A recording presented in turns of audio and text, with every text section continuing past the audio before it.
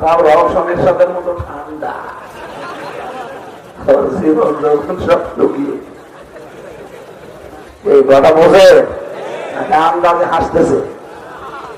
রওশনের সাথে কিছু আছে বলছে না, আপনি দেখেছেন আসলে ওনার কিছু নেই। বিরোধী দলের নেত্রী ছিল, ফেরা মারলে পড়ে যায়, কথা বলে না কেন?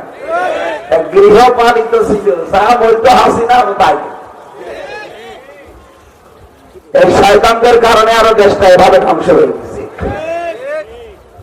বিরোধী দল যদি শক্ত অবস্থানে থাকতো, আর ওরা ছিল গৃহপালিত, যা বলতো তাই করতো, আর বিশ্বের অন্যান্য যারা আছে মোড়ল, ওরা মনে করতো বিরোধী দল তো একটা আছে, অথচ ওটাতে ঘরে পালা পোষা, তারা তো বুঝবে।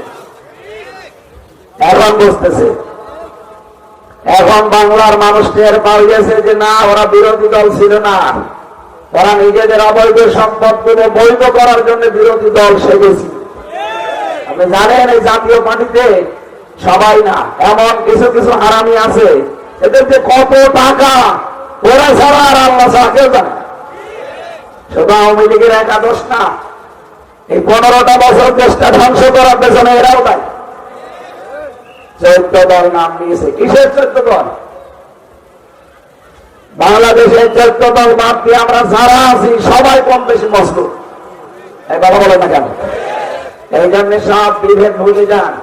ও 14 দল বাদে যারা আছি দেশটাকে একটু সাজান, নিজেদের ভেতরে কামড়া কামড়ে আবার করবেন, ও কিন্তু বসে নেই, ও আবার ষড়যন্ত্রের জাল বলতেছে।